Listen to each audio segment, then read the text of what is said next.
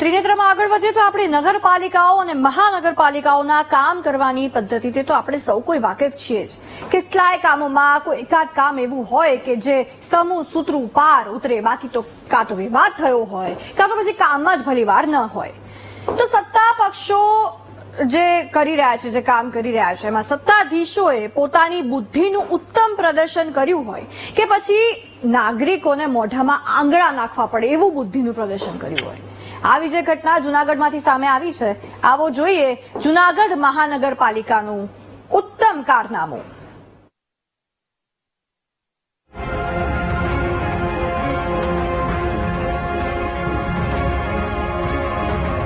જૂનાગઢ મહાનગરપાલિકાનું બુદ્ધિ પ્રદર્શન.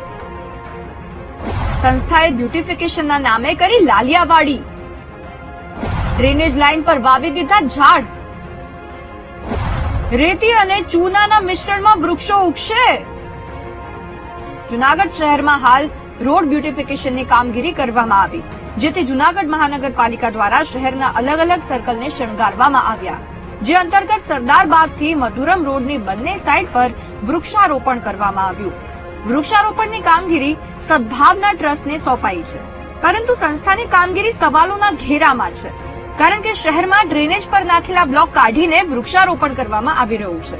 કોઈ પણ વિચાર કર્યા વિના ચાલી રહેલા કાર્યને લઈને દરેક માણસના મનમાં પ્રશ્ન થઈ રહ્યો છે કે શું રેતી અને સિમેન્ટના મિશ્રણમાં વૃક્ષો ઉગશે ખરા?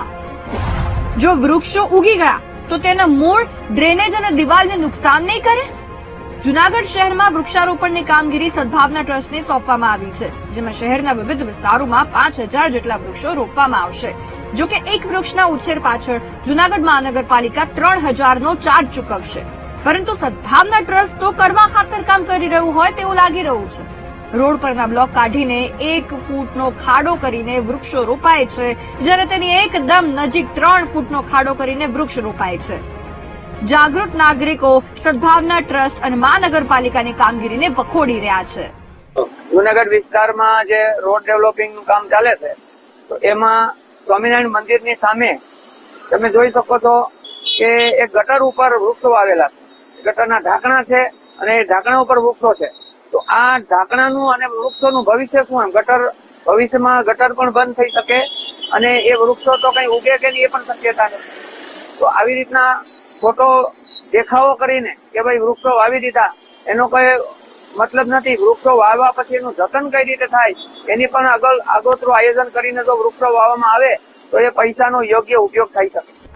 જાગૃત નાગરિક લોકેશ પોપટાણીએ કહ્યું છે કે હાલમાં જૂનાગઢના વિકાસ માટે બ્યુટિફિકેશનના નામ પર વૃક્ષારોપણ કરવામાં આવી રહ્યું છે, જેમાં બીએપીએસ સ્વામિનારાયણ મંદિર સામેની બાજુ પર ડ્રેનેજ પર વોકવે બનાવવામાં આવ્યો છે, જેના પર બ્લોક પાથરવામાં આવ્યા છે અને હાલમાં તેના પર વૃક્ષારોપણ કરવામાં આવી રહ્યું છે. ડ્રેનેજ પર જે બ્લોક બેસાડવામાં આવ્યા છે તે ચૂના અને રેતીના મિશ્રણ પર છે, ત્યારે રેતી અને ચૂનામાં વૃક્ષો કેવી રીતે ઉગી શકે? સાથે જ તેમણે મહાનગરપાલિકામાં વૃક્ષોના નામે કરોડોનો ભ્રષ્ટાચાર થયો હોવાની પણ વાત કરી. તો એક તરફ 3 ફૂટ ખાડો અને બીજી તરફ 1 ફૂટ ખાડો, તો આ કઈ રીતે થશે? જયારે બીએપીએસ મંદિરની બિરલાત મંદિર ઉપર જઈએ તો માત્ર દિવાલની 1 ફૂટના અંતર ઉપર વૃક્ષારોપણ કરવામાં આવ્યું છે. તો જયારે વૃક્ષ આ મોટું થશે તો આ કઈ રીતે વૃક્ષ મોટું થશે? શું દિવાલને નુકસાન નહીં કરે? આ એક ભ્રષ્ટાચાર કહેવાય કે અધિકારીની અણઉપર. જયારે આપણે બીએપીએસ મંદિરની સામે જોઈએ છીએ તો વોકવે ગટર ઉપર બનાવેલું આવ્યું છે, તો ગટર ઉપર વૃક્ષારોપણ કઈ રીતે? જૂનાગઢ મહાનગરપાલિકા 3000 ખર્ચ કરવામાં આવે છે, તો આવા 5000 વૃક્ષારોપણ કરવામાં આવે છે, તો આ આંકડો કરોડો રૂપિયાના ભ્રષ્ટાચાર ખુલશે આગામી દિવસોમાં. આ અંગે જૂનાગઢ મહાનગરપાલિકાના આસિસ્ટન્ટ કમિશનર જયેશ વાજા તો કંઈક અલગ જ રાગ આલાપી રહ્યા છે. તેમને આડેધડ રોપાઈ રહેલા વૃક્ષોની કોઈ ચિંતા જ નથી.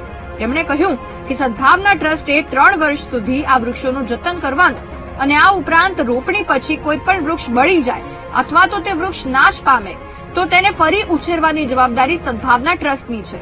પરંતુ સાહેબ, આ વૃક્ષો જ ખોટી જગ્યાએ રોપાઈ રહ્યા છે તેનું શું? ખરેખર અમે પણ તપાસ કરી છે. જે અત્યારે જાણવા એવું મળ્યું છે કે જે અહીંયા વોકવે છે ને તેની નીચે ગટર નથી, ત્યાંથી દૂર ગટર છે, અને જે દિવાલની બાજુમાં એટલે આ જે સાઈડમાં વૃક્ષો આપણે જે વાવીએ છીએ ને દિવાલને નુકસાન ન થાય એ પ્રમાણે જે અમારે એજન્સી કામ કરે છે સદભાવના ટ્રસ્ટ, એની સાથે પણ વાત થઈ છે. એણે એવા વૃક્ષો વાવેલા છે કે જેની દિવાલને કઈ નુકસાન ન જાય અને એવા જ પ્રયત્નો રહેશે. લોકોને સારી સુવિધા આપવાનો એક શુભ હેતુ છે એમાં કોઈને નુકસાની થાય એવો કોઈ મહાનગરપાલિકાનો હેતુ નથી. મહાનગરપાલિકાને દ્વારા કુલ 5000 વૃક્ષો વાવવાનું આયોજન છે. એમાંથી અત્યાર સુધીમાં લગભગ 1200 વૃક્ષ વાવવામાં આવેલો છે. એમાં મહાનગરપાલિકાને એમાં દરેક વૃક્ષ દીઠ 2 થી 3000 રૂપિયા જેવું ચૂકવવાનું થશે. પણ તેની સાથે 3 વર્ષનું મેન્ટેનન્સ, 3 વર્ષમાં કદાચ જો કોઈ પણ વૃક્ષ છે એ બળી જાય અથવા તો ફેલ થાય તો ફરીથી એને વાવવાનું છે અને એને ઉજેરવાની જવાબદારી 3 વર્ષ સુધીની સંસ્થાની છે. જૂનાગઢ મહાનગરપાલિકાની અણઆવડત પર અને સદભાવના ટ્રસ્ટને કામ આપીને બુદ્ધિનું પ્રદર્શન થતું હોવાનો જનતામાં ગણગણાટ છે.